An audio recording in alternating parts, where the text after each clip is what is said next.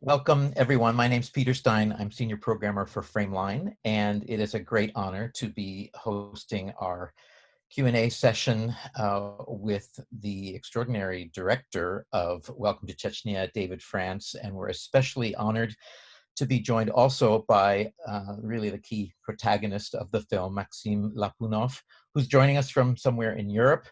We're happy to say safe and secure. This is going to be a wide-ranging conversation. And first, I just want to say to both of you, congratulations and thank you for an extremely powerful film, and welcome to this unusual edition of Frameline. Thank you. I also want to say a big thanks to co-producer Igor Miakotin, who is behind the scenes, providing translation for me and for Maxime. I'm sure Maxime's English is way better than my Russian. So we're going to do it that way. David, first of all, again, congratulations on an extraordinary film. Tell us a little bit. I mean, it's one thing to make a film about a human rights crisis and persecution, and it's another to physically take us as viewers right into the belly of the beast. How did the notion of the film begin, and how did you get to know your extraordinary protagonists? Well, thank you for that introduction, and thank you for having us. I'm really pleased to be here and to be showing the film at Frameline. There's no better audience. This is a film about a human rights tragedy that was first revealed in early 2017, and immediately after the news broke, the Russian authorities, Putin himself, as well as the leader in Chechnya, denied that it was happening. And they said, we can't find any victims, we know no one will come forward. And a couple of news cameras had taken images of survivors of the torture and abuse in Chechnya in dark shadows, with mechanicalized voices in ways that made it still possible for the administration and the government to deny what was happening there. And my goal was to reveal what was being denied, to be a witness to what was happening, and especially to the brave work of the activists who are taking on the missions themselves when no government or non-governmental agency was helping them to rescue people and bring them to safety and face the government policy in Chechnya at their own risk. So my goal was to be a witness and to bring that witness account to the rest of the world, to make it undeniable that this was and is going on in Chechnya. I'm sure that communication and safety challenges were paramount, but one of the real achievements of the film is to really have the drama of your subjects unfold in front of us. What were there points where you were concerned or had to work out whether the process of actually filming, or whether your own cameras or surreptitiously the subject's own cameras were actually interfering or potentially putting them at risk? I'm sure it's a very delicate balance. It is a delicate balance, and we took that on from the very beginning. We in this film don't use any professional equipment. We use a consumer camera. That was our main camera, and we also use cell phones and GoPros. So we were filming in stealth. We were entering the safe houses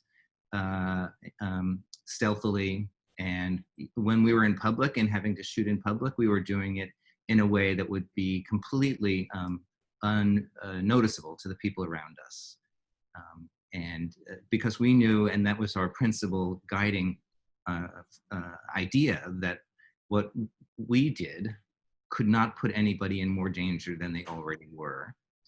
And there were some instances where we were filming in ways that people needed us to be there filming, not to be seen filming, but they needed records of what happened, just in case something happened to them. So in a way, the record keeping became a part of the activism around the work on the ground in Russia. I'm going to come back to you, David, to talk a lot more about getting us updated on some of your subjects and to really figure out how we as Americans, particularly LGBTQ Americans, can assist the cause. But first, I want to give a very warm and grateful welcome to Maxim Lapunov, whom, of course, we met in the first 2/3 of the film as Grisha. Maxime, welcome and thank you for joining us. Tell us first how you are doing. В принципе, сейчас намного все лучше. После выхода фильма есть большая уверенность в том, что я делаю правильное дело, борясь за свои права. И сейчас, конечно, намного лучше, меньше стрессов, больше уверенности в том, что не нужно мне переживать, правильно ли я делаю или какие-то вещи, где я ошибаюсь. Очень много людей меня поддерживает, и это дало очень такую большую уверенность в себе. And just on a personal update, are you there with your family and with your boyfriend? I'm not sure to call boyfriend or fiancé. What is your actual physical situation right now? Ну, сейчас очень трудное время, потому что чрезвычайное положение практически во всем мире. Мы остались без работы. Да, мы рядом с семьей, это большой наш плюс, мы друг друга поддерживаем. Сейчас мы приобрели для семьи очень хорошие, важные вещи, которые нужны для их обеспечения. Это все, что касается как раз проживания и обеспечения сестры и мамы. В остальном нам трудновато еще, потому что только на днях сняли чрезвычайное положение, и мы можем выйти на улицу, увидеться с семьей.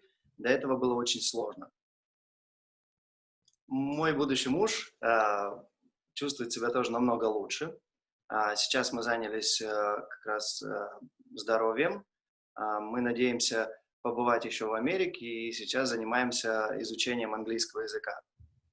Мы все время проводим вместе, поэтому мы достаточно счастливы и хотим поблагодарить тех людей, которые оказали нам очень большую помощь и поддержку для всей нашей семьи.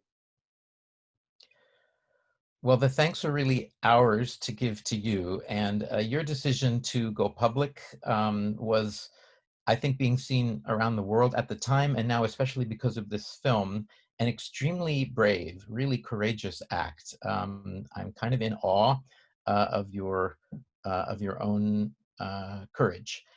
And I know that from the inside, when one is challenged to make a difficult personal decision, it doesn't always feel like courage. So I'm wondering, how do you describe what it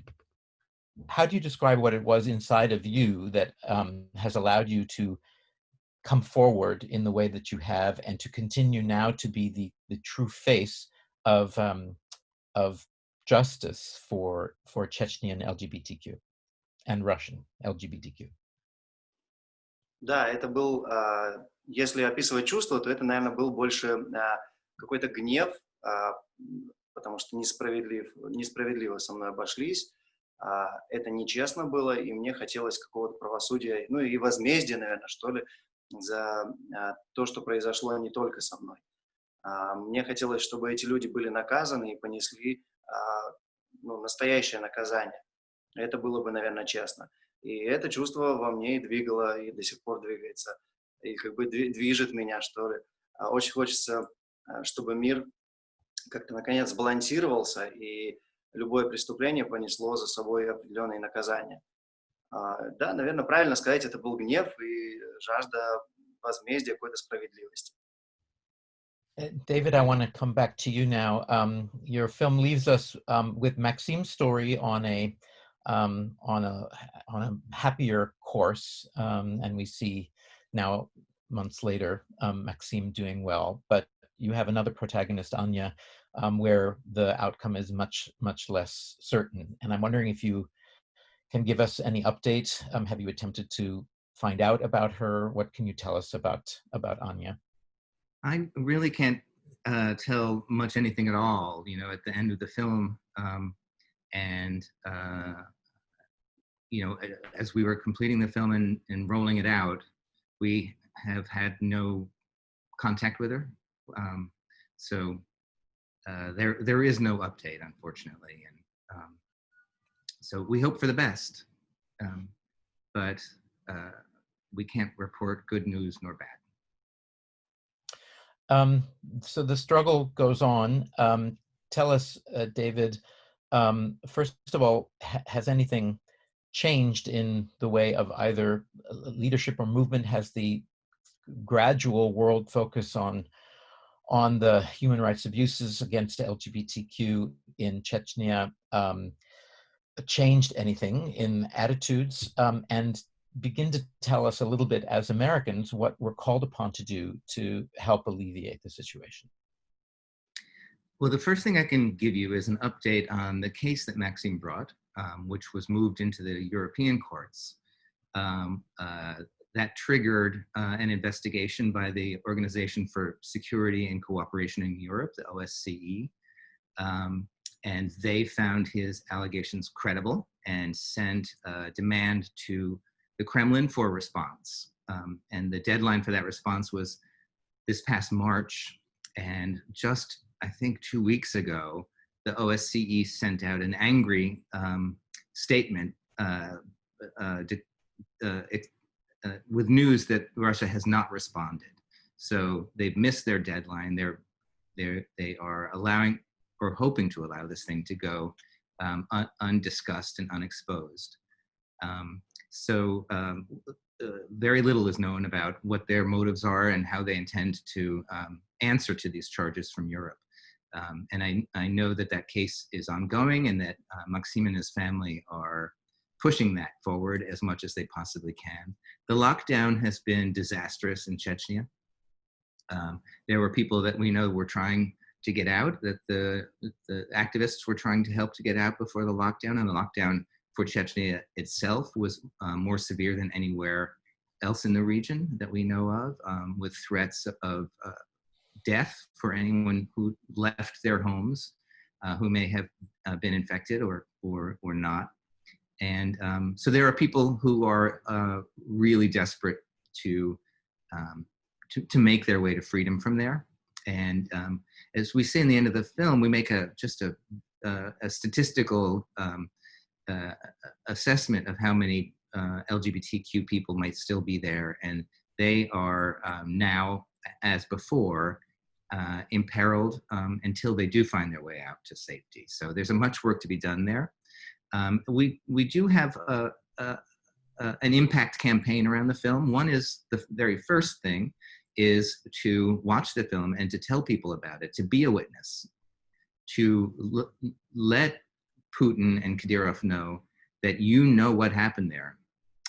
We ask people to hashtag "I am a witness" when they talk about the film.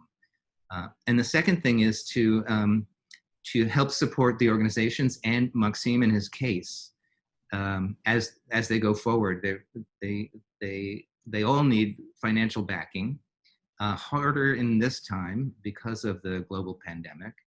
And we ask people to go to WELCOME TO CHECHNYA.com and offer their support both to Maxime and Bogdan, his partner, and their family in exile, as they are pursuing this case legally through the courts. It's been going on since 2017, and it's going to be going on for many years ahead. And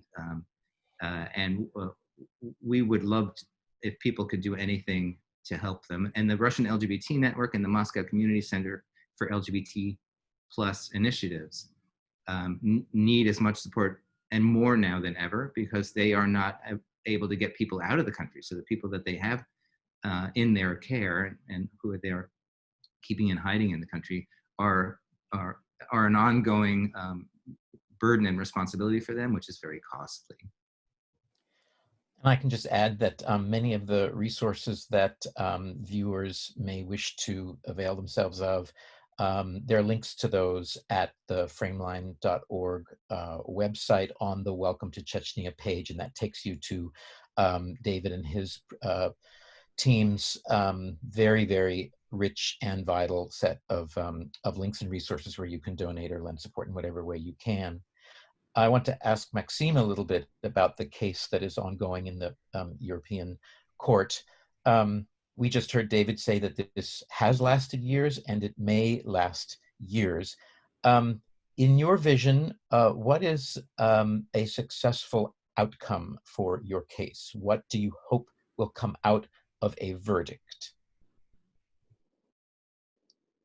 Сейчас из-за коронавируса перенесли даты, и теперь на неизвестный срок, к сожалению. Я не знаю, как дальше будет проходить дело, но сейчас все пока приостановлено. И что я ожидаю? Ну, наверное, в лучшем случае это, чтобы вышел какой-то либо закон, либо все-таки Россия отреагировала на преступления, которые происходят, и приняла какие-то меры. Ну, не какие-то даже, а, наверное, правильно сказать, наказала тех людей, которые занимаются вот таким беспределом. В идеале, конечно, было бы хорошо, чтобы каждый человек, который находится на территории России и Чечни, мог спокойно и свободно себя чувствовать, проживая там на своем месте, зная, что не произойдет с ним ничего страшного. Это было, конечно, вот идеально. Okay, that is all of our hope as well. It makes me think, because you clearly have the health and welfare and good life of the Russian people very close to your heart. Can you imagine returning, and under what circumstances? Да, конечно, мне бы очень хотелось вернуться домой, вернуться в Россию, снова заняться своим любимым делом, своей любимой работой, видеть своих друзей. Россия очень большая, люди там очень хорошие, и много родственников, много знакомых там осталось. Здесь, за границей, конечно, намного сложнее жить, потому что это не твой дом, ты беженец, и тебе очень сложно, но радостно то, что люди идут на уступки и помогают. Это большой плюс. Конечно, бы хотелось в Россию. При каких обстоятельствах, я даже не знаю. Наверное, когда я буду уверен, что я смогу вернуться безопасно в Россию. Наверное, только тогда. Thank you. David, it's hard to imagine the American government as it currently is constituted having much moral authority in the world of human rights. Yet there does seem to be some kind of special relationship between the current White House and the government of Vladimir Putin. Can you tell us a little bit about whether the Trump administration or the American State Department has had any role to play in raising the issues that challenge LGBTQ lives in Russia and Chechnya? The U.S. response has been almost silent. There was a moment in the early weeks of the report's exposure of the problem in Chechnya where the U.S. ambassador to the UN expressed concern over the reports, but that was it. There's no demand for meetings. There was no demand for justice. There was no unification of the U.S.'s voice with the voices of the leaders in Europe, who are much more forceful, especially Angela Merkel in Germany. And the Prime Minister of Canada has been very forceful about this. And the U.S. has been standing on the sidelines. And as you point out, that there is a relationship between Putin and Trump that's mysterious, although it's grounded in similar strategies. The very first day of the Trump administration, the State Department removed any reference to gay rights. The White House used to have a statement about gay rights on it, and all of that vanished on that inauguration day. And Putin is pushing his country further and further into the arms of right-wing anti-gay forces. July 1st is a referendum in Russia that will amend the constitution. The part of it that we've been reading about in most US papers is going to allow Putin to remain in office for another 12 years, which is what he wants. But it also enshrines the so-called family values as being the driving principle and force for social and civic life in Russia, and amends the constitution to define marriage as being solely between a man and a woman. So the fight there is going in the wrong direction, just as it is here. And I don't think we're going to find any US voice on that until we change the administration, which I hope we do at the end of this year. David, this film is not just a documentary, which it's also to some degree it's a cry for help, a rallying cry. And I'm wondering if you can comment a little bit about if it's changed your sense of what your role is in a way as a storyteller, as a communicator. You've obviously taken on extremely serious and contemporary issues before with your other films, How to Survive a Plague, Life and Death of Marsha Johnson, very visceral films about important topics. But with this one, the landscape changes daily, and it's part of a human rights cause that's ongoing. So I'm wondering if you could address that a little bit about whether you feel the need to be in this cause for the duration. Well, that's a very good question. You know, I'm a trained journalist. I came up through print journalism before I started making films, and I've always maintained my the so-called objectivity of the kind of the journalist pledge, but not entirely. And certainly in my filmmaking, which I've been working on now for the last 8 or so years, I've taken on stories of activism. And in lifting up those stories of activism, the films themselves become a piece of activism. And so I recognize that these 3 films back to back, this trilogy of remarkable and revolutionary and radical queer activism has been kind of my form of activism, to tell these stories in ways that inspire people, in ways that expose problems, and in ways that suggest solutions. So yes, I think I have to join, I have to own the activism of these films. Well, you do a credit to our profession or our world of documentary making in the in how extraordinary your work is and the causes that you're bringing to light. Maxime, just one last question for you. You're here virtually talking with an audience in a place where you've never been, in San Francisco and California. And I'm wondering what message you might have for those of us who may not have the chance to meet you in person, and how we can best help your cause and the cause of your countrymen and specifically your family and friends. Ну, даже не знаю, что сказать, но да, конечно, материальная помощь — это неотъемлемая часть, которая нужна как для развития ЛГБТ, поддержки таких людей, для поддержки моей семьи. Наверное, это самая важная часть, которая нужна была бы.